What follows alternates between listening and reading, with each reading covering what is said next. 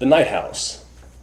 Hello and welcome to Maniac Movies LLC. I'm going to definitively prove whether or not the supernatural elements in The Night House are supposed to be real or all in her head. And no, this isn't like The Shining. This isn't something where you can say, well, maybe Jack was crazy. Maybe there weren't any ghosts, but then how did he get out of the pantry? No, The Night House has a very definitive answer, and it is the kind of movie where people are going to be arguing about this. Is the supernatural real? Is everyone crazy? Now, I'm going to say, definitively, the supernatural is not real. It's not. It can't be. Do you guys believe in ghosts? I think there's something in my house. Why? Well, because. All right, a little setup. Heavy spoilers. I'm going to spoil the whole movie. But yeah. So, what happens in The Night House is, this woman named Beth's husband commits suicide unexpectedly, and The Night House is very much a post-hereditary horror movie, meaning it's one of those horror movies that's built entirely around a family tragedy, in this case, the unexpected loss, especially by suicide, of a spouse. So, and we've gotten a lot of these movies that are clearly, I'm not calling them rip-offs of Hereditary, but movies that exist because Hereditary existed, the Toni Collette movie, where, the whole movie is kind of built around a family tragedy, and it's very heavy on drama. And that's kind of my complaint about The Night House, is it really felt more like a drama mystery with a few horror elements inserted in until the third act, but I can get into that. So, Beth is unstable from the beginning, and she kind of admits this. She says that she has had issues with depression and dark thoughts, and as someone who knew somebody who was suicidal, dark thoughts is code for suicide. That's what that is. When she says that, that means she's considered suicide at some points in her life. And she says Owen was the upbeat one, and she says that she can't imagine why he would have been, why he would have killed himself, and he's left this very cryptic suicide note that, in a different movie I would say was movie bullshit, because it's so vague that it's like, why wouldn't you just come out and explain this? But I say Owen was psychotic. So his weird suicide note, there is nothing is after you, you are safe now, it's effectively the ramblings of a madman. I mean, it just is. So, first off, the first thing that's strange that happens to Beth is she falls asleep at work. And when she falls asleep at work, she's a teacher. She's looking at this website for real estate. She wants to move out of the house because it's a house that she shared with her dead husband. It was designed by him. It seems to have been essentially built by him. I guess I missed it, but I guess he had to have been an architect because he has a ton of money. And he, like I said, it seems like he not only designed but more or less built this house. So, she wants to get out of the house. She's looking at real estate listings. Then she falls asleep. She wakes up, and she's on a gun website. He shot himself, by the way. So, she doesn't seem to think that's that strange, that she went to a different website while in a fugue state. Like, she's surprised by it, but she's not nearly as bothered by it as I think some people would be if that happened. So, that's the first thing. But that's also the only really supernatural type thing, the only unexplained thing that happens outside of her house. Because once she decides that her house is haunted, everything's localized essentially within that house, or the property at least. I don't think there was ever anything supernatural that happened at what I call the Mirror House, which is the house that Owen built across the lake that's a reverse version of the house they live in. It's this ramshackle POS that he built in his spare time. It's not a finished house, but it is the same floor plan, only it's reversed. And he built it on federal land, so it's illegally built, but no one would ever go back there, so no one's ever found it.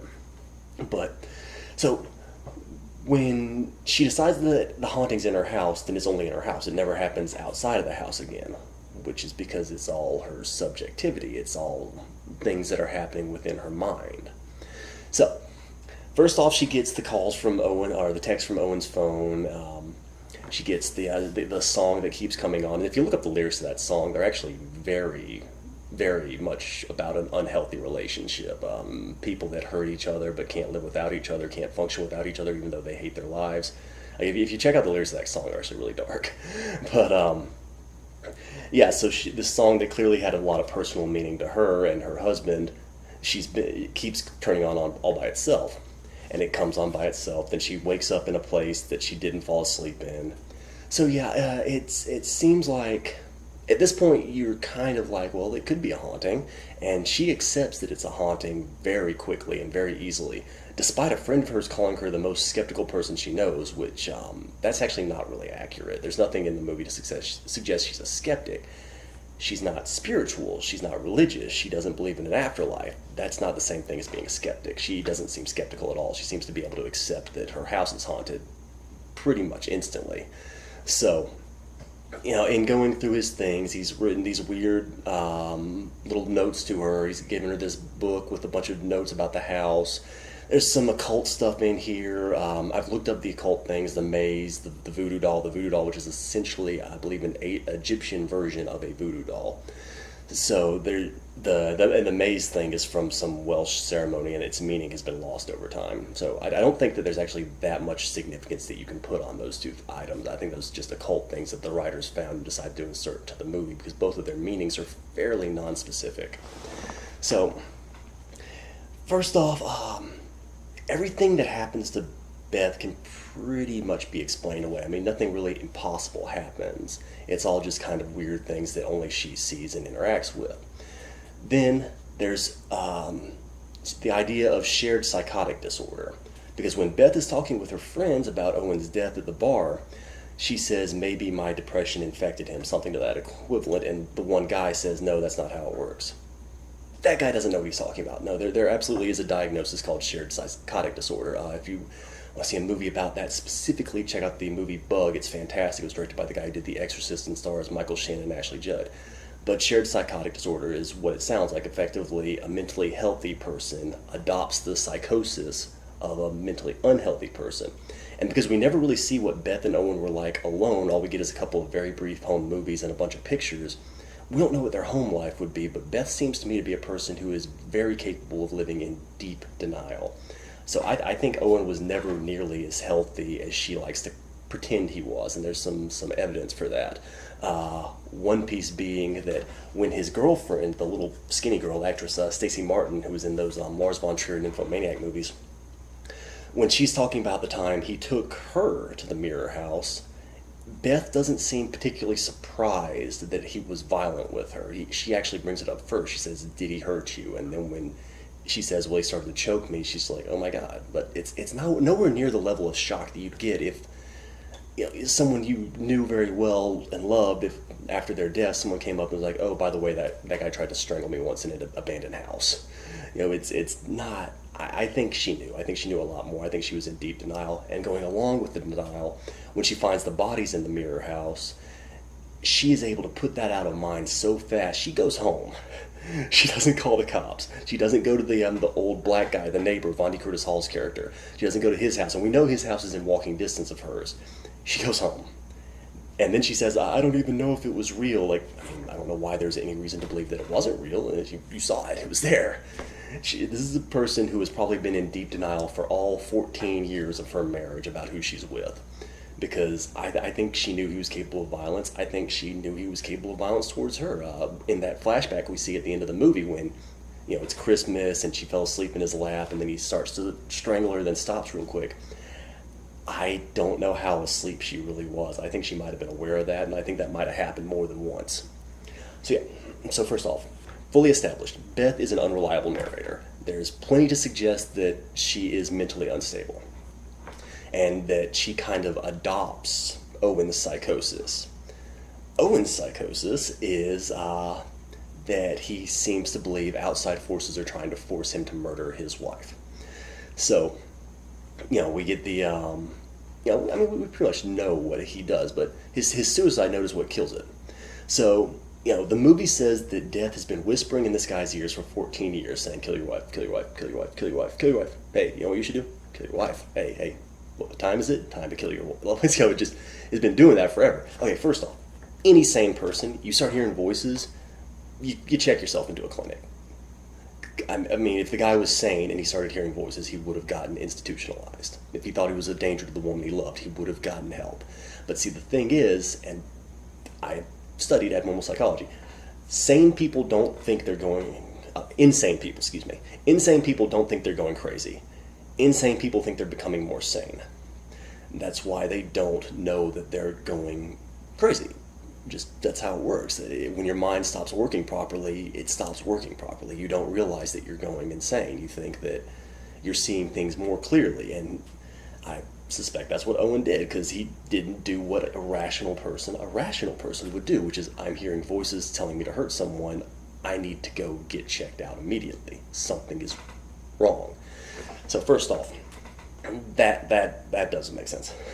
Second, okay, let's think about a suicide note. Beth wants to adopt it into her own personal mythology, because she had a near-death experience, and I got a lot to say about that too. But she almost died when she was in high school. She says she was in Tennessee, I think, and she went over a cliff. Her lungs were crushed, and she was essentially dead for 4 minutes. So what she comes up with is that death is kind of like death in the Final Destination movies. People are already joking that this movie is in the Final Destination universe, where death is just a vindictive prick who doesn't care about the thousands of people that die every day. He's just really mad that this one random woman got away from him 16, 17 years ago and has been like spending all this time trying to get her to die. And I'm going to point out why death doesn't make sense in this movie either. But so that's her argument, is that this is the death from Final Destination. If someone gets away, then he's going to get her back. So death has been after her, and that's kind of the nothing. That there is nothing is after you, meaning there's nothing after death. Death is after you. You're safe now. See, those sentences don't make sense together. Okay, if we take what Owen's beliefs are kind of at face value, so he built this house as sort of a maze. It's intended to trick death. He killed young women that looked enough like his wife in a house that looked enough like his house to trick death. And he cast this spell, and he had this doll that was supposed to capture that essence. So all of this, all right, fine. So the guy is willing to sacrifice woman after woman to save his wife. That's kind of evil, but let's say that. So then why did he kill himself? How does that make sense? If he thinks death is after her, why would he kill himself? And why would he say she's safe now? That doesn't make sense. It doesn't. Why would he leave her alone if he thought he was the only thing protecting her? Why would he say she was safe after his death if he was the one that was protecting her from death? Like, none of that makes sense. None of that tracks. So Owen's motivations don't make sense. My opinion is that Owen realized he had a moment of clarity, and he realized he was the danger. He was the only danger to her life. So he was saying, I've realized there's nothing is after you, you are safe now. He realized that there's no external forces trying to control him. He is the danger. And he realizes that he can't keep indulging this psychotic obsession of his to kill his wife by killing random girls. He told the girl that he didn't kill, this isn't working anymore. And then, on top of all that, let's keep in mind that when the neighbor guy saw him, he described it as his urges, his shameful urges. He didn't say, I feel a compulsion to do this, I can't control myself sometimes. Now, he said his shameful, not sinful, his shameful urges. So yeah, everything points to the idea that Owen eventually realized that there's nothing controlling him, there's no outside forces, he's not tricking any evil force that's trying to kill his wife. He's the danger. By killing himself, she'll be safe. Otherwise, his character doesn't make sense. It's right there. His motivation for suicide doesn't make sense if the supernatural is real. It doesn't. So that's out of the way. Now, death. All right. So death is like death in Final Destination in this movie. Only in Final Destination, death can only interact with objects. Now, that's just the way it works in those movies. It doesn't make a whole lot of sense, and I'm not arguing that the Final Destination movies are all that good. But that's how it works. So death can, like, knock over a bottle so water goes all over the floor, and then open a window so you've slipped, the whole elaborate fatal accident gimmick of the Final Destination franchise. In this movie, however, death can touch her. We see death touch her. We see death touch her more than once. Death, keeping in mind that death, even though is pretending to be Owen early on, which also doesn't make sense. Why would it do that? But death speaks in Owen's voice, and death does speak in Owen's voice, and later death appears to her as Owen. But death gently, lovingly even, cradles her and puts her in the boat, right? And then takes her to the mirror house. Why would death do that? Why would death care if she saw the mirror house? And why would death be so gentle and loving with her?